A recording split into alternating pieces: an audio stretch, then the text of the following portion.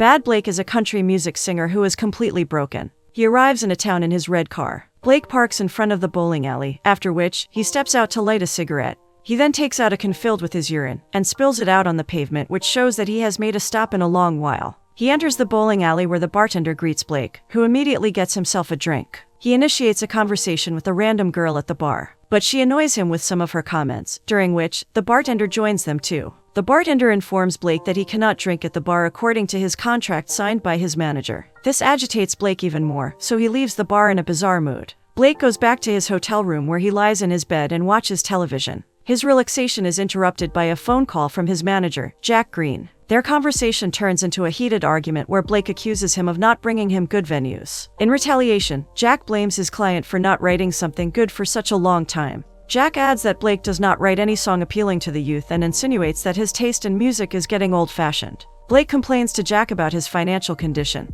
confessing that he is totally broke and in desperate need of money. Jack firmly reminds Blake that he has always helped him even when Blake had unpaid taxes. Meanwhile, Blake hangs the phone away on a side lamp to avoid Jack's rambling, who continues to blabber, oblivious to the fact that he is being ignored deliberately. A while later, Blake cuts the call with an irritated expression on his face. Blake heads to a gas station to look for some whiskey. He looks around the store to find whiskey of top-notch quality when he gets recognized by the owner of the liquor shop. The man introduces himself as Bill Wilson and appears to be one of Blake's big fans. He offers Blake a free bottle of whiskey, while going on about how his wife is also one of his biggest fans. Blake returns to his room with a happy and smiling face because he just got a taste of the fame he used to bask in once. He is resting on his bed once again when someone knocks on the door. He opens the door and finds some young guy asking him about his rehearsals in the alley. Blake doesn't show much interest and slams the door in his face. The guy knocks again, and this time, Blake opens the door and moves towards his car. He hands over a script and DVD to the boy because he wants to get him off his back. But the boy is quite persistent and continues to show interest in spending more time with Blake, who seeks refuge in his room to avoid this clingy kid.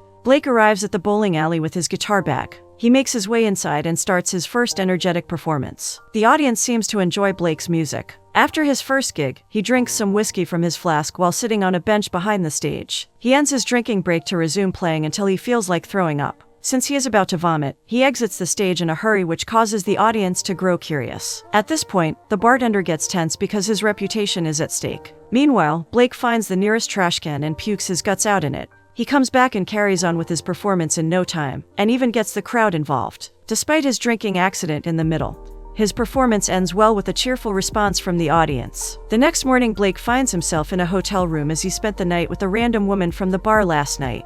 Blake quietly picks up his luggage and his alcohol and leaves the room while she is still asleep. It is time for him to leave this town and head towards Santa Fe. Once he gets to Santa Fe, he performs in another small bar, after which, he stops by at a motel. There, he smokes and enjoys his drink all by himself while cleaning his guitar. He goes to a nearby bar where he finds a guy sitting with his piano. The man tells his name to be Wesley and mentions his niece Jean Craddock to Blake. Wesley requests him for a favor, explaining that his niece is not a famous writer, but she has an interest in writing about music. He knows that she would like to interview Blake. Blake agrees and allows Wesley to send Jean Craddock to his motel room for the interview. Blake is watching TV while sitting on his couch, with his towels on, when Jean Craddock approaches him. Blake realizes that he is in a rough condition right now, so he requests Jean to wait outside for a while as he pulls himself together. He quickly changes his clothes and allows Jean to come in. She begins the interview by turning on the tape recorder she brought with her. She inquires about his roots in music, which leads to them getting into a personal conversation where they share about each other's lives. They run out of time eventually because Blake has to go to his show at the bar. Jean asks Blake if he has some more time after the performance to talk more to Blake. They agree to meet up after the performance. Blake performs in a small bar where Jean is also present.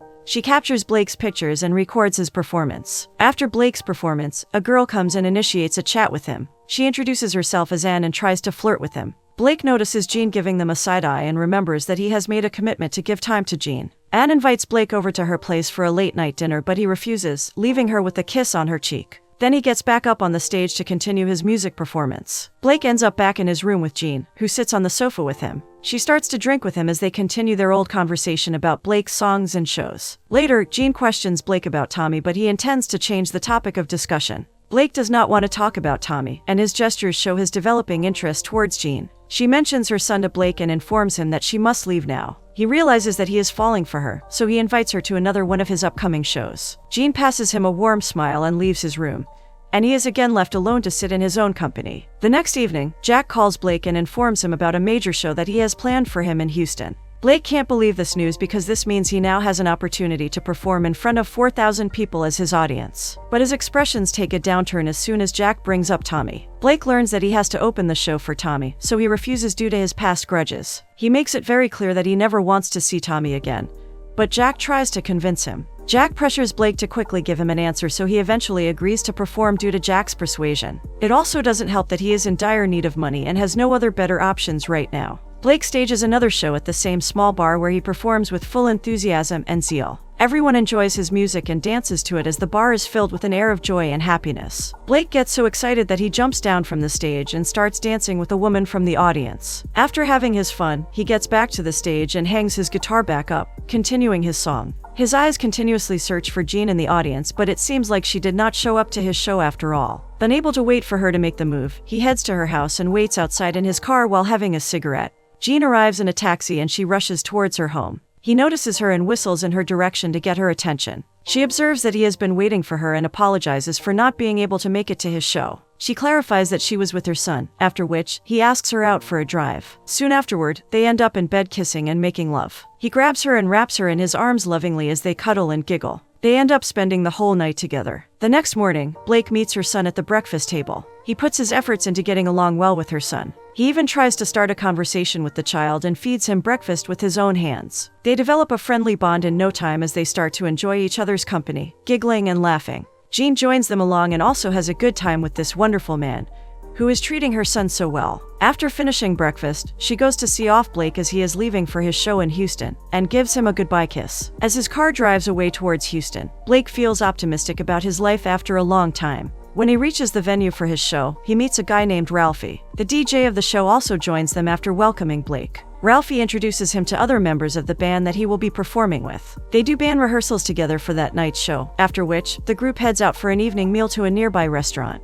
Tommy shows up there and his presence brings his fangirls too, who eagerly take pictures with him. Seeing how famous Tommy is makes Blake jealous. He aggressively bites his slice of orange and continues to observe Tommy, after which, they have a brief chat while having dinner. They pay for their food and leave the restaurant, smoking and reminiscing about their pasts, when they used to play together and Blake wrote songs for the band. Tommy seems sorry to Blake for his past actions and puts forward an appealing offer to make amends, and allow Blake to earn money as well. Tommy suggests Blake write 5 songs for him and get the money as his fee. Blake sits in his car and leaves after listening to Tommy's offer as he is not very fascinated by this idea. Blake finally makes his remarkable appearance on the stage at his show and the crowd goes wild in response. Tommy also walks out onto the stage from the back and starts singing in sync with Blake. They keep harmonizing with beautiful coordination and the audience goes crazy for their duet. After that, Tommy performs a solo song, during which, Blake can't help but notice how people love Tommy. Blake parks his car in a sandy area where he sees a phone booth. He quickly gets out of his car and calls Jean's landline number. Jean's son picks up the call and talks to Blake. They talk for a while, after which, the child hands the phone over to his mother. Her face instantly lights up with happiness as soon as she hears Blake's voice. She asks what he has been up to lately and he expresses how much he misses her. He updates her about his arrival in Santa Fe in a few hours because he craves to meet her and be with her.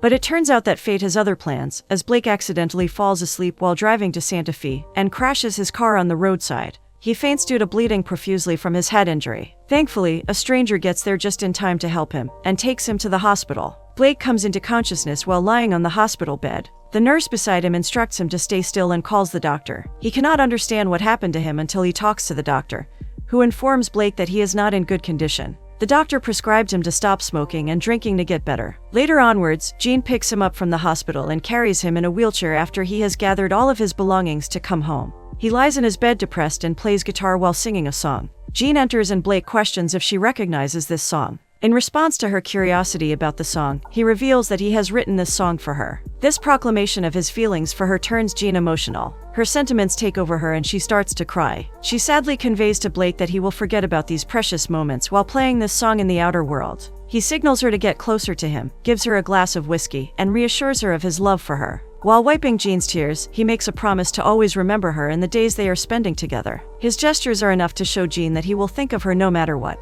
Blake is on a call with Jack, who breaks the news of a $75,000 contract to him. Jack congratulates him as he will have the best upcoming year of his life and reminds him that he got this contract through Tommy's suite. After the phone call, Jean lovingly requests Blake to stop drinking in front of her. He decides to comply with her request and takes the last sip of his whiskey, after which, she takes that glass away from him. Blake, Jean, and her son begin to spend quality time together almost as if they are a family. Jean and her son, Buddy, ride a hot air balloon while Blake watches them and waves at them from below. When Jean gets down from the hot air balloon, she hugs Blake tightly and tells him that it was an incredible experience. She feels sad that he missed out on it and passionately kisses him to make him feel better. Next, Jean and Blake head to a restaurant for a candlelight dinner. They have easy and smooth conversations over a glass of wine. She teases him about his past marriages and discovers for the first time that he has a 28-year-old son. She prompts him to talk more about his son, and he admits that he has not seen his son since he was 4 years old. In fact, he has no idea what his son looks like. Now, Blake does not know where his son is or might be. Jean is curious and continues to ask questions about his son and why Blake does not know his whereabouts. Their romantic dinner ends in a night of intimacy and connections formed on a different level.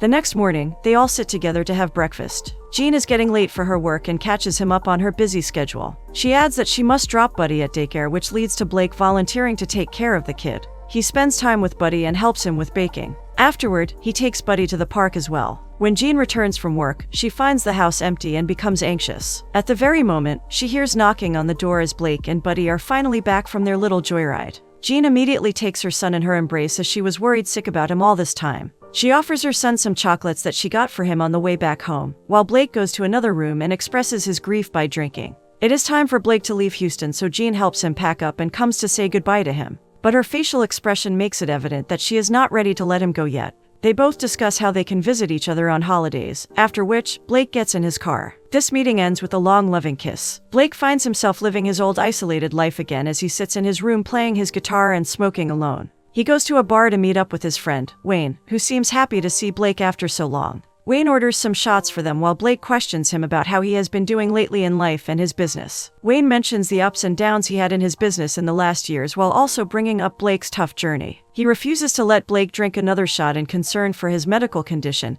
and decides to help Blake get over his drinking habit. At the end of the evening, Wayne introduces Blake to one of his friends. After his night out, Blake returns home to spend time in solitude with his guitar. This is when he gets the urge to reach out to his son after all these years. He dials the phone call and someone even replies from the other side. He says that he is trying to track Joanne and the other person confirms his relationship with Joe. When that person asks Blake about his identity, Blake lets him know that he is the guy's father. The other person on the call does not show any content response and sounds bothered about being approached out of nowhere like this. Blake asks about Joe and his son responds that Joe perished 2 years back, which causes Blake to give his condolences. He elaborates that he wants to meet his son but is dismissed with an empty excuse. It is difficult for Blake to process the conversation he just had. He had built up this moment in his head for a long time and anticipated this call to be more fruitful, but it amounted to nothing. The thrilled expression on his face now switches to one of disappointment due to his son's response. This drives him to drink without any limitations. He is totally wasted and sleeping when his phone rings. It is Buddy who is on the other end of the call and later hands the phone to Jean.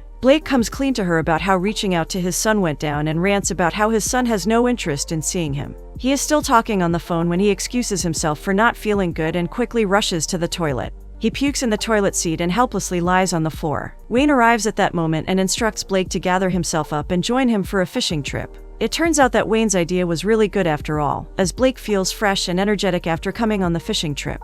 During their conversation, he reveals to Wayne that he is writing a new song and he has high expectations associated with it. Wayne inquires about his son and he admits that he was rejected pretty badly by his own blood, as he turned down the idea of meeting him. Wayne assures him nevertheless that he is on the right track now, and that he should not lose hope. Instead, he should stay determined to meet his son and put in his efforts. Then, Wayne starts to sing and the friends really enjoy this peaceful time in each other's company. Blake is in his kitchen when he receives a call from Jean. She shows her concern regarding his health and informs him that she has 4 days off from work. This is basically her wanting to meet him and confirming if he is okay with her coming over to visit him. He assures her that he is fine on his own and that she should not worry about him. But at the same time, he wants her to visit too, because he can't deny how much he misses her. Jean and Buddy finally come over to see Blake, who excitedly welcomes them in his house. He gives Jean a kiss, excited to finally meet her after many days. The three of them have dinner together and Buddy already starts to feel sleepy, because he had a long and tiring journey. Jean takes him to the bedroom to sleep. Later, the three of them plan a nice holiday. They visit an aquarium where Buddy has a good time, but Jean is a little quiet. She is occupied with her thoughts when Blake checks up on her to confirm whether she is okay. Blake takes care of Buddy, who also accompanies him to the bar. Wayne is also present there and hands his friend a shot.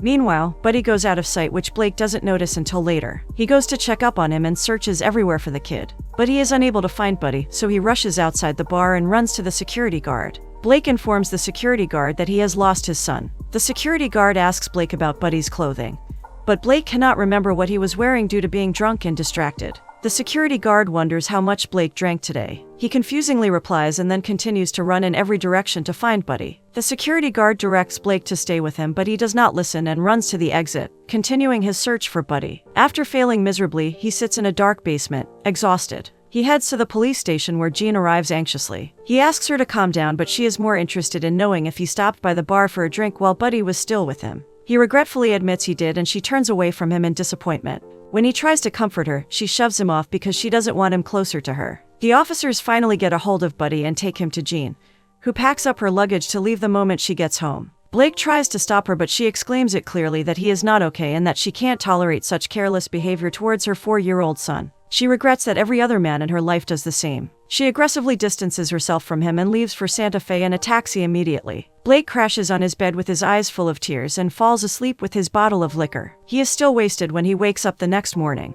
He calls Wayne and decides to go to a recovery program to get therapy. He later shares this harrowing experience with the other attendees of his meeting. He stands alone after the meeting, smoking, when a man compliments him for taking such a brave step. He later performs the song he wrote for Jean and pays her an unexpected visit. He genuinely apologizes for his actions and promises to be a better man for her and Buddy. He begs her for another chance, but gets the door slammed in his face. His deal with Tommy comes through and he runs into Jean soon after. She is engaged now to a man she claims is good for her family. Blake convinces her to accept the money from his deal with Tommy as a gift for Buddy's 18th birthday. She talks to him one last time, giving themselves closure.